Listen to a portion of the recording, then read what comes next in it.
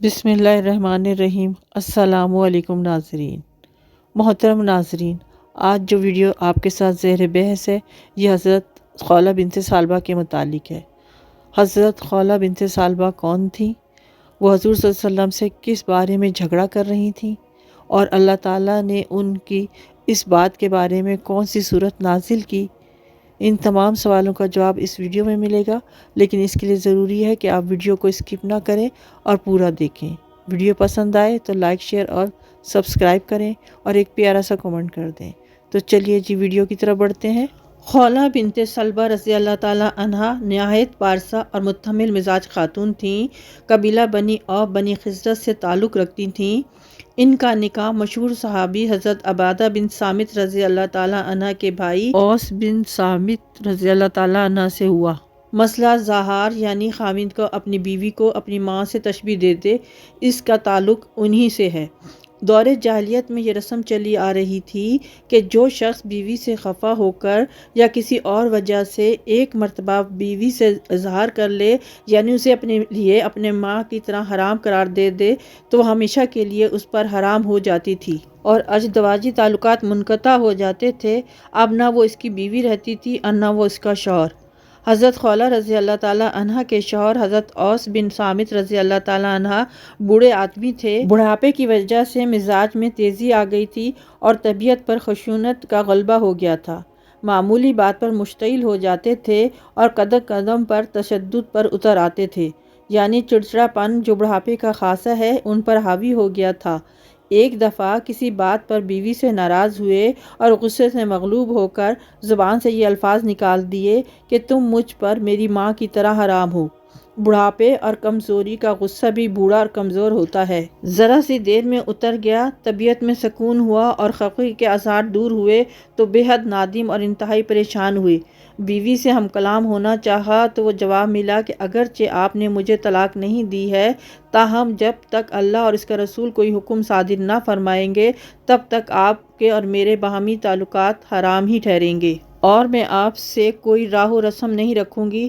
اب معاملے کو سلجھانے کی صرف یہی ایک صورت باقی ہے کہ آپ رسول اللہ صلی اللہ علیہ وسلم کی خدمت میں حاضر ہوں اور یہ جو الفاظ زبان سے نکال چکے ہیں ان کے بارے میں رسول کریم صلی اللہ علیہ وسلم سے فیصلے کی استدعا کریں۔ انہوں نے بیوی سے کہا، مجھے اس سلسلے میں حضور صلی اللہ علیہ وسلم کے پاس جاتے ہوئے اور آپ کی خدمت میں کچھ عرض کرتے ہوئے شرم آتی ہے۔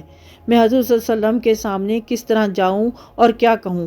تم ہی جاؤ، ممکن ہے اللہ ہم پر نظر کرم فرمائے اور اپنے رسول پاک کے طفیل سے دوبارہ بحالی تعلقات کی کوئی صورت پیدا ہو جائے۔ چنانچہ حضرت خولہ رضی اللہ تعالیٰ عنہ تیار ہوئیں اور حضرت عائشہ رضی اللہ تعالیٰ عنہ کے مکان پر رسول کریم صلی اللہ علیہ وسلم کی خدمت میں حاضر ہوئیں۔ آپ صلی اللہ علیہ وسلم نے آنے کی وجہ دریافت کی تو بولیں، اے اللہ کے رسول محمد صلی اللہ علیہ وسلم، آپ کو معلوم ہے اوس میرے شوہر ہیں، چچا زاد بھی ہیں اور مجھے بہت ہی محبوب ہیں۔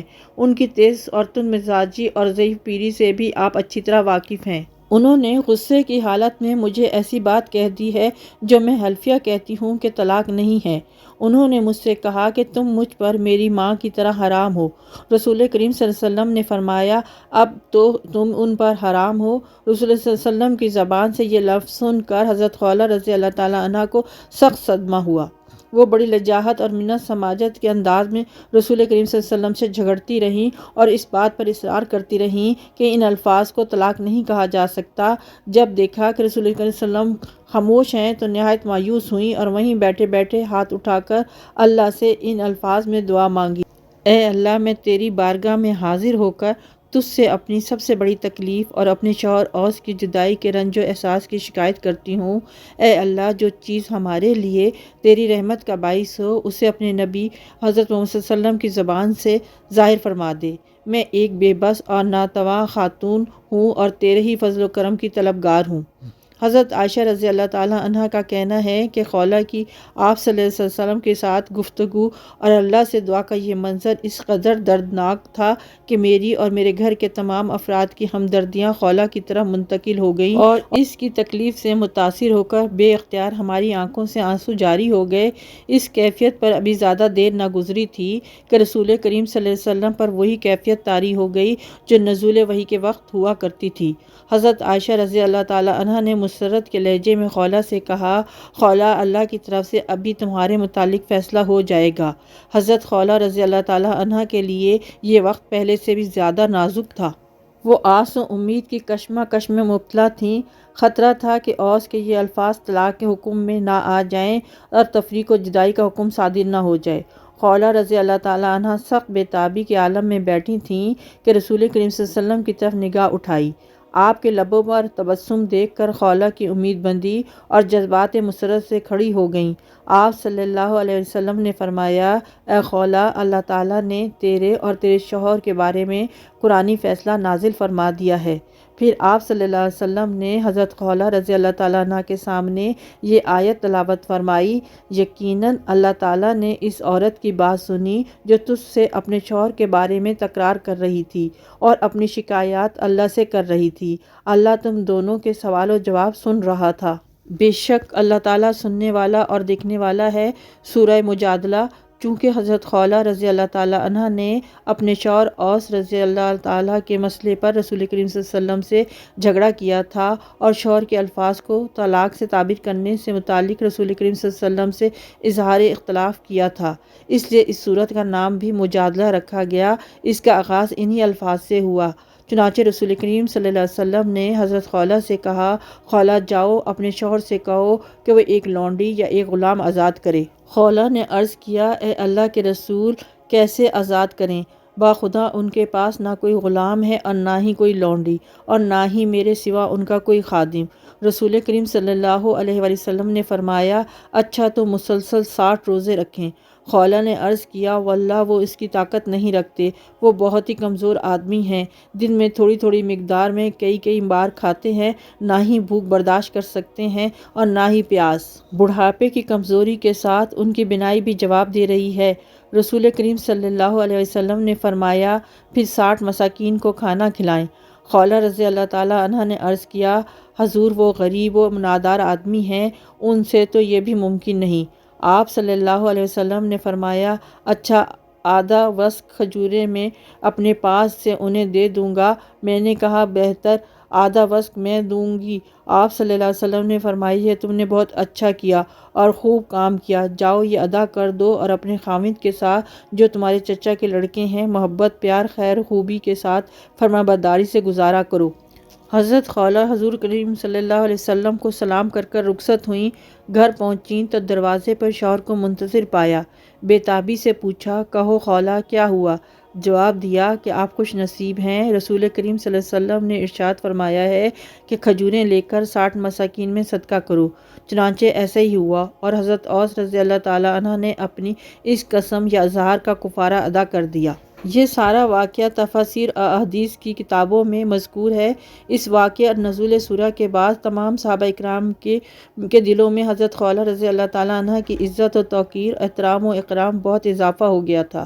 بالخصوص خلیفہ ثانی حضرت عمر فاروق ان کی انتہائی تکریم کرتے تھے۔ خلیفہ دوم امیر المومنین سیدنا عمر فاروق اعظم ایک مرتبہ اپنے کچھ اصحاب کے ساتھ کہیں جا رہے تھے کہ راستے میں ایک بوڑھی عورت نے انہیں رکنے کا اشارہ کیا، جس پر آپ رضی اللہ تعالیٰ عنہ فوراً رک گئے، سر جھکائے دیر تک ان کی باتیں سنتے رہے اور جب تک انہوں نے بات ختم نہ کر لی آپ رضی اللہ تعالیٰ عنہ اسی طرح کھڑے رہے۔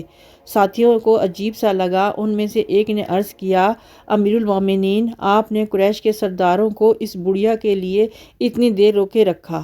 اس پر آپ نے فرمایا، تم جانتے ہو یہ کون ہیں؟ یہ خولہ بنت سلبہ ہیں۔ یہ وہ خاتون ہیں کہ جن کی شکایت 7 آسمانوں پر سنی گئی۔ اللہ کی قسم، اگر یہ رات تک مجھے کھڑا رکھتی تو میں کھڑا رہتا، بس نمازوں کے اوقات میں ان سے معذرت کر لیتا۔ حضرت قتادہ سے روایت ہے کہ یہ خاتون راستے میں حضرت عمر کو ملی تو آپ نے انہیں سلام کیا۔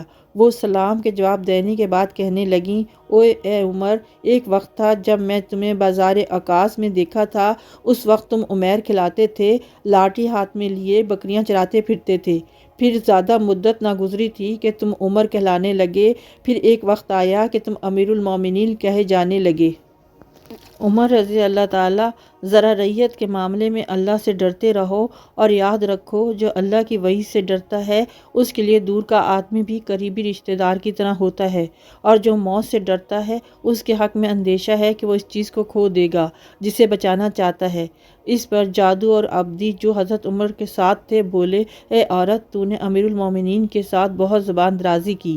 حضرت عمر نے فرمایا، انہیں کہنے دو، جانتے بھی ہو یہ کون ہیں؟ ان کی بات تو 7 آسمانوں کے اوپر سنی گئی ہے، عمر کو تو بدرجہ اول سننی ہی چاہیے۔ تفہیم القرآن۔ حضرت خولہ بنت سلمہ کے تذکرے میں زہر جیسی جاہلانہ رسم سے متعلق احکامات کے علاوہ مزید 2 اہم باتوں کے بارے میں یاد دہانی کروائی گئی ہے۔ ایک تو یہ کہ اللہ ہر شخص کے ساتھ ہر وقت اور ہر جگہ موجود ہے، اسے ہر لمحے کا علم ہے، وہ ہر ایک کی سنتا ہے۔ انسان کی دعا ہو، فریاد ہو اس کے حق میں ہوتی ہے تو اسے شرب قبولیت بخش دیا جاتا ہے اور اس کی حاجات پوری کر دی جاتی ہیں، لیکن اگر اس وقت اس کے لیے بہتر نہیں تو اسے مناسب وقت کے لیے مؤخر کر دیا جاتا ہے، اور اگر وہ اس شخص کے مفاد میں نہیں ہے تو اللہ تعالیٰ اس کی بجائے اس کی کوئی اور دعا قبول کر لیتے ہیں۔ امید ہے آپ کو آج کی ویڈیو پسند آئی ہوگی۔ ویڈیو پسند آئے تو اس کو لائک، شیئر اور سبسکرائب کریں، دوستوں رشتہ داروں میں صدقہ جاریہ سمجھ کر شیئر کریں۔ پھر ملیں گے ایک نئے ویڈیو کے ساتھ، تب تک اپنا خیال رکھیں۔ اللہ حافظ۔